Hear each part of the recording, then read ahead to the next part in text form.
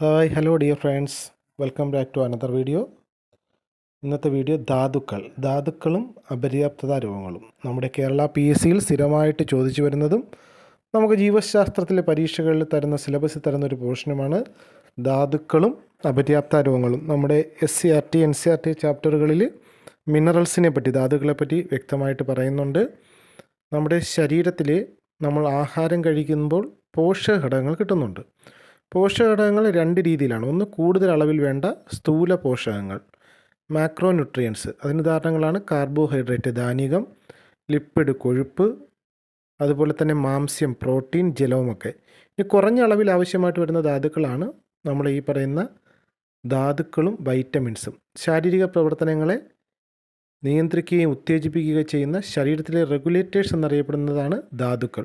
നമ്മുടെ ശാരീരിക പ്രവർത്തനം ആവശ്യമായിട്ട് ധാതുക്കളുടെ എണ്ണം 16. ഈ ധാതുക്കളെ നമ്മുടെ ശരീരത്തിൻ്റെ ആവശ്യത്തിനനുസരിച്ച് രണ്ടായി തരംതിരിച്ചിട്ടുണ്ട്.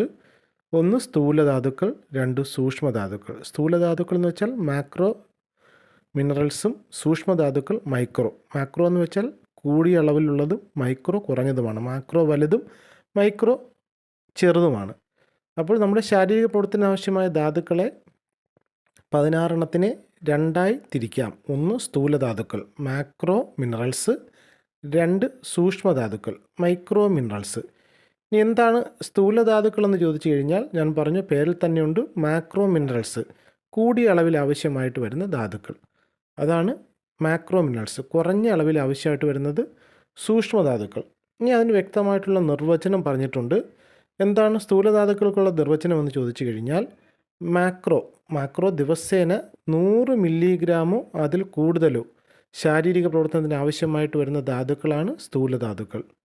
അതിന് ഉദാഹരണം ചോദിച്ചു കഴിഞ്ഞാൽ കാൽസ്യവും, മഗ്നീഷ്യവും, സോഡിയവും, പൊട്ടാസ്യവും, സൾഫറും, ക്ലോറൈഡും, ഫോസ്ഫറസും ഒക്കെ നമ്മുടെ ശരീരത്തിന് ദിവസേന 100 മില്ലിഗ്രാമോ അതിൽ കൂടുതലോ ആവശ്യമായി വരുന്ന സ്ഥൂലധാതുവാണ്, മാക്രോ മിനറലാണ്. അപ്പോൾ മാക്രോ മിനറൽസ് എന്ന് വെച്ചാൽ ദിവസേന ശരീരത്തിന് 100 മില്ലിഗ്രാമോ അതിൽ കൂടുതലോ ആവശ്യമായി വരുന്ന ധാതുക്കൾ. ഇനി എന്താണ് സൂക്ഷ്മധാതുക്കൾ എന്ന് ചോദിച്ചു കഴിഞ്ഞാൽ, ദിവസേന 100 മില്ലിഗ്രാമിൽ താഴെ നമ്മുടെ ശാരീരിക പ്രവർത്തനങ്ങൾക്ക് ആവശ്യമായി വരുന്ന ധാതുക്കളാണ് സൂക്ഷ്മധാതുക്കൾ. അതിന് ഉദാഹരണങ്ങളാണ് അയൺ എന്ന് വെച്ചാൽ ഇരുമ്പ്, chromium, iodine, copper, selenium, manganese, zinc, fluoride, molybdenum. അങ്ങനെ നമ്മുടെ ശാരീരിക പ്രവർത്തനങ്ങൾക്ക് ദിവസേന 100 മില്ലിഗ്രാമിൽ താഴെ ആവശ്യമായി വരുന്ന ധാതുക്കളെ സൂക്ഷ്മധാതുക്കൾ എന്ന് പറയുന്നു. സൂക്ഷ്മധാതുക്കൾക്ക് ഉദാഹരണം ചോദിച്ചാൽ iron, chromium, iodide, copper, selenium, manganese, zinc, fluoride, molybdenum. ഈ 16 ധാതുക്കളെ നമുക്ക് തരംതിരിച്ച് ഓർത്തിരിക്കാൻ വേണ്ടി നമുക്ക് മെമ്മറി കോഡുണ്ട്. സ്ഥൂലധാതുക്കൾ, മാക്രോ മിനറൽസിനുള്ള മെമ്മറി കോഡാണ്. CMSൽ PSC എഴുതാൻ പോയി. CMS നമ്മൾ കേട്ടിട്ടുണ്ട്. കേരളത്തിലെ ആദ്യത്തെ കോളേജാണ് CMS കോളേജ്. കേരളത്തിലെ മാത്രമല്ല, ദക്ഷിണേന്ത്യയിലെ തന്നെ ആദ്യത്തെ കോളേജാണ് CMS college. Church mission society, അതിൻ്റെ ആസ്ഥാനം ലണ്ടനാണ്. അതാണ് CMSൽ PSC എഴുതാൻ പോയി. CMSൻ്റെ C calcium, M magnesium, S sodium, PSCയുടെ P potassium, S sulphur, C chloride. പോയി മീൻസ് ഫോസ്ഫറസ്. അപ്പോൾ CMSൽ PSC എഴുതാൻ പോയി. Calcium, magnesium, sodium, potassium, sulphur, chloride, phosphorus. Memory code നന്നായിട്ടൊന്ന് പഠിക്കുക. CMSൽ PSC എഴുതാൻ പോയി. CMS കോളേജ് സ്ഥാപിതമായത് 1817 1817. Calcium, magnesium, sodium, potassium, sulphur, chloride, phosphorus. അപ്പോൾ CMSൽ PSC എഴുതാൻ പോയി. ശാരീരിക ആവശ്യങ്ങൾക്ക് ആവശ്യമായിട്ടുള്ള 16 ധാതുക്കളിൽ സ്ഥൂലധാതുക്കൾ ഓർത്തിരിക്കാനുള്ള കോഡാണ് CMSൽ PSC എഴുതാൻ പോയി. ഇനി സൂക്ഷ്മധാതുക്കൾക്കുള്ള കോഡ് നോക്കാം. ICIC സിസ്റ്റം മാനേജർ സെയിൻ ഫുഡ് മറന്നു. ICIC നമ്മൾ കേട്ടിട്ടുള്ളൊരു കോളേജാണ്. ICIC സിസ്റ്റം മാനേജർ സെയിൻ ഫുഡ് മറന്നു. I എന്ന് വെച്ചാൽ അയൺ, ഇരുമ്പ്, C ക്രോമിയം, അടുത്ത I അയഡിൻ, അടുത്ത C കോപ്പർ, സിസ്റ്റത്തിൻ്റെ S selenium, manager M manganese, സെയിനിൻ്റെ Z സിങ്ക്, ഫുഡിൻ്റെ F ഫ്ലൂറൈഡ്, മറന്നു മോളിബ്ഡിനം. അപ്പോൾ ഇവ നമുക്ക് പരീക്ഷയ്ക്ക് ചോദിക്കുന്നത് വെച്ചാൽ 16 ധാതുക്കളെയും താഴെ കൊടുത്തിരിക്കുന്ന ധാതുക്കളിൽ ഏതാണ് സൂക്ഷ്മധാതുക്കൾ, ഏതാണ് സ്ഥൂലധാതുക്കൾ, അല്ലെങ്കിൽ മാക്രോ, മൈക്രോ എന്നൊക്കെ ചോദിക്കാം. അപ്പോൾ നമ്മൾ ഏതെങ്കിലും ഒരു മെമ്മറി കോഡ് നമ്മൾ നന്നായി പഠിച്ചിരുന്നാൽ നമുക്ക് ആ ഒരു മാർക്ക് കൺഫ്യൂഷൻ ഇല്ലാതെ നേടാൻ കഴിയും. എനിക്ക് തോന്നുന്നു സ്ഥൂലധാതുക്കളുടെ മെമ്മറി കോഡാണ് കുറച്ചുകൂടി സിമ്പിൾ എന്ന് തോന്നുന്നു. CMSൽ PSC എഴുതാൻ പോയി. സൂക്ഷ്മധാതുക്കൾക്കുള്ളത് ICIC സിസ്റ്റം മാനേജർ, സെയിൻ ഫുഡ് മറന്നു, iron, chromium, iodide, copper, selenium, manganese, zinc, fluoride, molybdenum. ഇനി നമുക്ക് ഓരോ ധാതുക്കളായിട്ട് നോക്കാം. അതിൽ ഒന്നാമൻ കാൽസ്യമാണ്. ഒന്നാമനെന്ന് പറയാൻ കാരണം നമ്മുടെ ശാരീരിക പ്രവർത്തനത്തിന് നമ്മുടെ ശരീരത്തിൽ ഏറ്റവും കൂടുതലുള്ള ധാതു കാൽസ്യമാണ്. ശരീരത്തിൽ ഏറ്റവും കൂടുതൽ കാണപ്പെടുന്ന ധാതു ഏതെന്ന് ചോദിച്ചാൽ കാൽസ്യമാണ്. ശരീരത്തിൽ ഏറ്റവും കുറവുള്ള ധാതു ഏതെന്ന് ചോദിച്ചു കഴിഞ്ഞാൽ അത് മാംഗനീസ്. ഇമ്പോർട്ടൻ്റ് ആണ്. മനുഷ്യശരീരത്തിൽ ഏറ്റവും കൂടുതലുള്ള ധാതു കാൽസ്യം, മനുഷ്യശരീരത്തിൽ ഏറ്റവും കുറവുള്ള ധാതു അത് മാംഗനീസ്. അപ്പോൾ ഏറ്റവും കുറവ് മാംഗനീസ്, ഏറ്റവും കൂടുതലുള്ളത് കാൽസ്യം. രണ്ടും ഇമ്പോർട്ടൻ്റ് ആണ്. രണ്ടും പ്രീവിയസ് ആയിട്ട് നിരവധി തവണ ചോദിച്ചിട്ടുള്ള ക്വസ്റ്റ്യനാണ്. അപ്പോൾ നമുക്ക് കാൽസ്യത്തിൻ്റെ എന്തൊക്കെയാണ് ധർമ്മങ്ങളെന്ന് നോക്കാം. നമ്മുടെ ശരീരത്തിൽ 1 മുതൽ 1.5 kg വരെ കാൽസ്യം ശാരീരിക വലുപ്പം അനുസരിച്ച് വേണം. ആ 1 മുതൽ 1.5 kg വരെ കാൽസ്യം നമ്മുടെ ശരീരത്തിൽ ഉണ്ടെങ്കിൽ മാത്രമേ നമ്മുടെ ശാരീരിക പ്രവർത്തനങ്ങൾ സുഗമമായി നടക്കത്തുള്ളൂ. അങ്ങനെ 1 മുതൽ 1.5 kg വരെ കാൽസ്യം നമ്മുടെ ശരീരത്തിൽ നിലനിർത്താൻ നമ്മൾ ദിവസേന ആഹാരത്തിലൂടെ 800 മുതൽ 1200 മില്ലിഗ്രാം വരെ കാൽസ്യം നമ്മുടെ ആഹാരത്തിലൂടെ നമ്മൾ ശരീരത്തിൽ എത്തിക്കണം.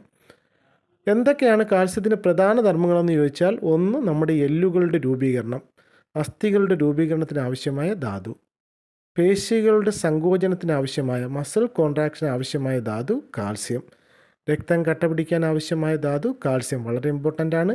കാൽസ്യത്തിൻ്റെ പ്രധാന 3 ധർമ്മങ്ങളാണ്. 1 അസ്ഥികളുടെ രൂപീകരണം, 2 പേശി സങ്കോചനം, 3 രക്തം കട്ടപിടിക്കാൻ ആവശ്യമായ ധാതു.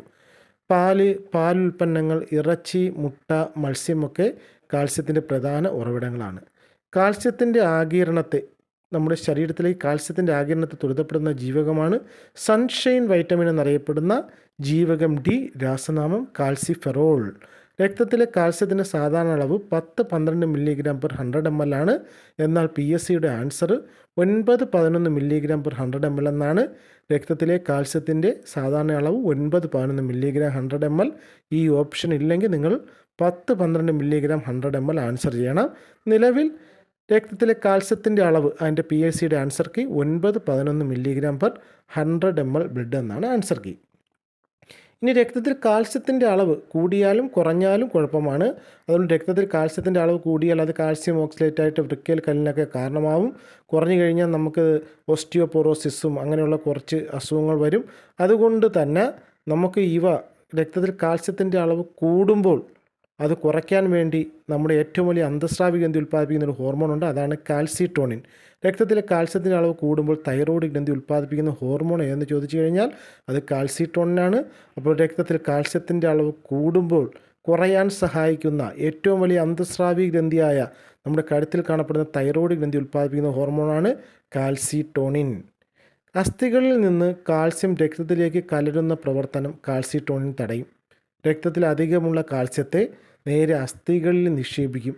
അങ്ങനെ രക്തത്തിലെ കാൽസ്യത്തിൻ്റെ അളവ് കുറച്ച് രക്തത്തിൽ കാൽസ്യത്തിൻ്റെ അളവ് കൂടാതെ നോക്കുന്ന ഒരു ഹോർമോണാണ് ഏതെന്ന് പറയുന്നത് നമ്മുടെ തൈറോയ്ഡ് ഗ്രന്ഥി. ഏറ്റവും വലിയ അന്തസ്രാവി ഗ്രന്ഥിയായ തൈറോയ്ഡ് ഗ്രന്ഥി ഉൽപ്പാദിപ്പിക്കുന്ന ഹോർമോണായ കാൽസിട്ടോണാണ് രക്തത്തിൽ കാൽസ്യത്തിൻ്റെ അളവ് കൂടാതെ നോക്കുന്ന ഹോർമോൺ എന്ന് പറയുന്നത് കാൽസിട്ടോണിനാണ്. രക്തത്തിൽ കാൽസ്യത്തിൻ്റെ അളവ് കൂടിക്കഴിഞ്ഞാലും പ്രശ്നമാണ്.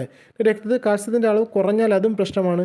അങ്ങനെ രക്തത്തിൽ കാൽസ്യത്തിൻ്റെ അളവ് കുറയാതെ നോക്കുന്നത് പാരാത്തോർമോൺ എന്ന് പറയുന്ന ഹോർമോണാണ്. നമ്മുടെ തൈറോയ്ഡ് ഗ്രന്ഥിയുടെ പിൻഭാഗത്തായി സ്ഥിതി ചെയ്യുന്ന പാരാതൈറോയ്ഡ് ഗ്രന്ഥി ഉൽപ്പാദിപ്പിക്കുന്ന ഒരു ഹോർമോണാണ് ഏതാ? പാരാത്തോർമോൺ. ഈ പാരാത്തോർമോണാണ് രക്തത്തിൽ കാൽസ്യത്തിൻ്റെ അളവ് കുറയാതെ നോക്കുന്നത്. തൈറോയ്ഡ് ഗ്രന്ഥിയുടെ പിൻഭാഗത്തായി സ്ഥിതി ചെയ്യുന്ന പാരാതൈറോയ്ഡ് ഗ്രന്ഥി ഉൽപ്പാദിപ്പിക്കുന്ന ഹോർമോണായ പാരാത്തോർമോണാണ് രക്തത്തിൽ കാൽസ്യത്തിൻ്റെ അളവ് കുറയുമ്പോൾ കൂടാൻ സഹായിക്കുന്നത്. കൂടുമ്പോൾ കുറയാൻ കാൽസിട്ടോണിനും കുറയുമ്പോൾ കൂടാൻ പാരാത്തോർമോണും. ഈ പാരാത്തോർമോൺ ഉൽപ്പാദിപ്പിക്കപ്പെട്ട് കഴിഞ്ഞാൽ രക്തത്തിൻ്റെ കാൽസ്യത്തിൻ്റെ അളവ് കുറയുമ്പോൾ രക്തത്തിലെ കാൽസ്യത്തിൻ്റെ അളവ് വർദ്ധിപ്പിക്കാനായി ഉൽപ്പാദിപ്പിക്കപ്പെടുന്ന ഏതെന്ന് പറയുന്നത് പാരാത്തോർമോൺ. രക്തത്തിൽ കാൽസ്യത്തിൻ്റെ അളവ് കുറയുമ്പോൾ കൂടാനായിട്ട് പാരാതൈറോയ്ഡ് ഗ്രന്ഥി ഉൽപ്പാദിപ്പിക്കുന്ന ഹോർമോണാണ് ഏതാ? പാരാത്തോർമോൺ എന്ന് പറയുന്ന ഹോർമോൺ. ഏതാണ്? പാരാത്തോർമോൺ എന്ന് പറയുന്ന ഹോർമോൺ. ഈ പാരാത്തോർമോൺ എന്ത് ചെയ്യുമെന്ന് ചോദിച്ചാൽ വൃക്കകളിൽ നിന്ന് കാൽസ്യത്തെ രക്തത്തിലേക്ക് പുനരാഗിരണം ചെയ്യുന്നു. അപ്പോൾ രക്തത്തിൽ കാൽസ്യത്തിൻ്റെ അളവ് കൂടും. അസ്ഥികളിൽ കാൽസ്യം സംഭരിക്കുന്നത് തടയുന്നു. രക്തത്തിലെ കാൽസ്യം അസ്ഥികളിലോട്ട് മാറാതെ നോക്കും. അപ്പോൾ രക്തത്തിലെ കാൽസ്യത്തിൻ്റെ അളവ് എന്ത് ചെയ്യത്തില്ല, നേരെ കുറയത്തില്ല.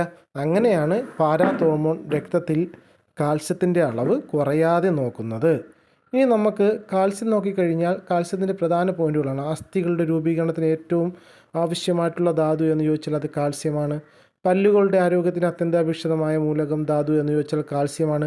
മനുഷ്യരിൽ ഏറ്റവും കൂടുതലുള്ള ധാതു ലോഹം എന്നൊക്കെ ചോദിച്ചാൽ കാൽസ്യമാണ്. കാൽസ്യത്തിൻ്റെ അറ്റോമിക സംഖ്യ എന്ന് പറയുന്നത് 20 എല്ലുകളുടെ ശക്തി നിലനിർത്താൻ ആവശ്യമായ ഘടകം. അങ്ങനെ വളരെ ഇമ്പോർട്ടൻ്റ് ആയിട്ടുള്ള പേശി പ്രവർത്തനങ്ങൾ, പേശി സങ്കോചനം, രക്തം കട്ടപിടിക്കൽ. അതുപോലെ ഒരു മെമ്മറി കോഡാണ് ചുമച്ചോ. കാൽസ്യം കാർബണേറ്റ് രാസനാമമുള്ള വസ്തുക്കൾ ഓർത്തിരിക്കാനുള്ള ഒരു കോഡാണ് ചുമച്ചോ. ചുണ്ണാമ്പ് കല്ല്, മാർബിള്, ചോക്ക്. അപ്പോൾ കാൽസ്യം കാർബണേറ്റ് രാസനാമമുള്ള വസ്തുക്കൾ ഓർത്തിരിക്കാനുള്ളൊരു കോഡാണ് ചുമച്ചോ.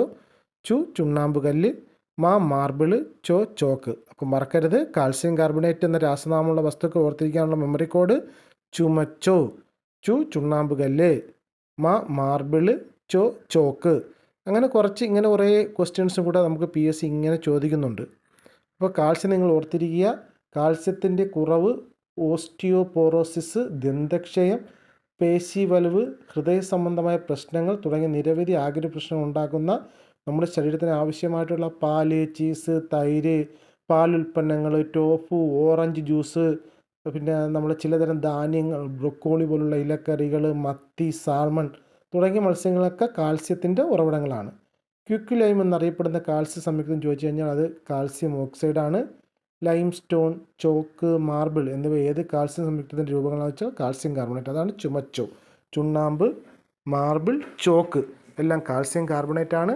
ക്വിക്ക് ലൈം എന്നറിയപ്പെടുന്ന കാൽസ്യം സംയുക്തം ഏതെന്ന് ചോദിച്ചാൽ അതും ഏതാണ്, കാൽസ്യം ഓക്സൈഡാണ്.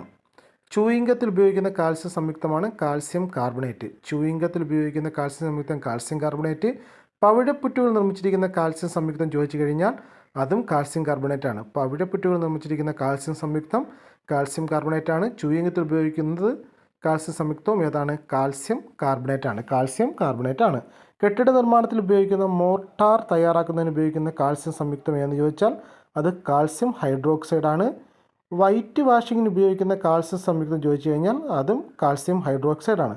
അപ്പോൾ കെട്ടിട നിർമ്മാണത്തിൽ ഉപയോഗിക്കുന്ന മോർട്ടാർ തയ്യാറാക്കുന്നതിന് ഉപയോഗിക്കുന്ന കാൽസ്യം സംയുക്തം കാൽസ്യം ഹൈഡ്രോക്സൈഡ്. സിമൻറ്റ് നിർമ്മാണത്തിലെ പ്രാഥമിക വസ്തു എന്ന് ചോദിച്ചു കഴിഞ്ഞാൽ അത് കാൽസ്യം ഓക്സൈഡാണ്. സിമൻറ്റ് നിർമ്മാണത്തിലെ പ്രാഥമിക വസ്തു കാൽസ്യം ഓക്സൈഡാണ്. സോഡിയം കാർബണേറ്റ്, കാസ്റ്റിക് സോഡ എന്നിവയുടെ നിർമ്മാണത്തിന് ഉപയോഗിക്കുന്ന കാൽസ്യം സംയുക്തം ചോദിച്ചു കഴിഞ്ഞാൽ അതും കാൽസ്യം ഓക്സൈഡാണ്. ഇനി നമുക്ക് അടുത്ത ധാതു നോക്കാം. അടുത്ത ഇമ്പോർട്ടൻ്റ് ധാതു ഫോസ്ഫറസ് ആണ്. ഫോസ്ഫറസ്, കാൽസ്യം ഫോസ്ഫേറ്റ് നമ്മുടെ ശരീരത്തിലെ ഏറ്റവും കൂടുതലുള്ള ധാതു സംയുക്തം. അതിൽ ഒന്നാണ് ഫോസ്ഫറസ്. ശരീരത്തിലെ ഫോസ്ഫറസിൻ്റെ അളവ് 1 കിലോഗ്രാമാണ്. ഏകദേശം 1 കിലോഗ്രാമോളം ഫോസ്ഫറസ് നമ്മുടെ ശരീരത്തിന് ആവശ്യമാണ്. അങ്ങനെ 1 കിലോഗ്രാം നമ്മുടെ ശരീരത്തിൽ നിലനിർത്താൻ നമ്മൾ ഒരു ദിവസം ആവശ്യമായി 700 മില്ലിഗ്രാം മുതൽ 800 മില്ലിഗ്രാം ഫോസ്ഫറസ് നമ്മുടെ ശരീരത്തിൽ എത്തിക്കണം. അസ്ഥികളുടെ രൂപീകരണത്തിന് ആവശ്യമായിട്ടുള്ള ഒരു പ്രധാന ധാതു കൂടിയാണ് ഫോസ്ഫറസ്. അസ്ഥികളുടെ രൂപീകരണത്തിന് ആവശ്യമായ ധാതുക്കൾ വളരെ ഇമ്പോർട്ടൻ്റ് ആണ്. കാൽസ്യവും ഫോസ്ഫറസും മഗ്നീഷ്യവും. കാൽസ്യം, ഫോസ്ഫറസും മഗ്നീഷ്യം ഓർത്തിരിക്കണം. കാൽസ്യം, ഫോസ്ഫറസും മഗ്നീഷ്യം അസ്ഥികളുടെ രൂപീകരണത്തിന് ആവശ്യമായ ധാതുക്കൾ. ഇനി ഫോസ്ഫറസ് നമ്മൾ നോക്കുകയാണെങ്കിൽ നമ്മുടെ ശരീരത്തിലെ ന്യൂക്ലിക് ആസിഡുകളുടെ നിർമ്മാണത്തിന് ആവശ്യമാണ്. ന്യൂക്ലിക് ആസിഡ് ഏതൊക്കെയാണ്? DNA, RNA, deoxy റൈബോ nucleic acid, റൈബോ nucleic acid, അവയുടെ നിർമ്മാണം. അതേപോലെ തന്നെ ATP, നമ്മുടെ ശരീരത്തിലെ എനർജി കറൻസി എന്നൊക്കെ അറിയപ്പെടുന്ന ATP, അഡിനോസിൻ ട്രൈഫോസ്ഫേറ്റ്, അതിൽ ഫോസ്ഫേറ്റ് നമ്മൾ ഓർത്തിരിക്കണം. ഫോസ്ഫറസ്, ATPയുടെ നിർമ്മാണത്തിന് ആവശ്യമായത് ഫോസ്ഫറസ് ആണ്. പാല്, ഇറച്ചി, മുട്ട, പച്ചക്കറികളൊക്കെ എന്തിൻ്റെ ഉറവിടങ്ങളാണെന്ന് ചോദിച്ചാൽ അത് ഫോസ്ഫറസിൻ്റെ ഉറവിടങ്ങളാണ്. പാലുൽപ്പന്നങ്ങൾ, മാംസം, കോഴി, മത്സ്യം, ധാന്യങ്ങൾ, പരിപ്പ് എന്നിവയൊക്കെ നമ്മുടെ ഈ പറയുന്ന ഫോസ്ഫറസിൻ്റെ പ്രധാന സ്രോതസ്സുകളാണ്. മുതിർന്നവർക്ക് ശുപാർശ ചെയ്യുന്ന ഫോസ്ഫറസിൻ്റെ പ്രതിദിന അളവ് 700 മുതൽ 800 മില്ലിഗ്രാം വരെയാണ്. എല്ലുകളുടെയും പല്ലുകളുടെയും രൂപീകരണം, ഊർജ്ജ ഉൽപ്പാദനം, അതാണ് ഈ ATP. ശരീരത്തിലെ പൊട്ടൻഷ്യൽ ഓഫ് ഹൈഡ്രജൻ അളവ് നിയന്ത്രിക്കൽ, pH അളവ് നിയന്ത്രിക്കൽ, ഇതൊക്കെ അതായത് ന്യൂക്ലിക് ആസിഡുകളുടെ നിർമ്മാണത്തിലും ശരീരത്തിലെ pH അളവ് നിയന്ത്രിക്കലിനും ഒരു പ്രധാന പങ്ക് വഹിക്കുന്ന ഒരു ധാതുവാണ് ഏതെന്ന് പറയുന്നത് നമ്മുടെ ഫോസ്ഫറസ്. മനുഷ്യ ശരീരത്തിൽ ഏറ്റവും കൂടുതലുള്ള ധാതു സംയുക്തം എന്ന് പറയുന്നത് കാൽസ്യം ഫോസ്ഫേറ്റാണ്. വളർച്ചയ്ക്കും ശാരീരിക വികാസത്തിനും ഫോസ്ഫറസ് പ്രധാനമാണ്. വളർച്ചയ്ക്കും ശാരീരിക വികാസത്തിനും ഫോസ്ഫറസ് അത്യന്താപേക്ഷിതമാണ്. നമുക്കിതിൻ്റെ ബാക്കി ഭാഗം അടുത്ത വീഡിയോയിൽ കാണാം. പാർട്ട് 2 വീഡിയോയിൽ കാണാം. വീഡിയോ ഉപകാരപ്പെട്ടെങ്കിൽ ദയവായി ചാനൽ കൂടി ഒന്ന് സബ്സ്ക്രൈബ് ചെയ്യുക. Okay, thank you.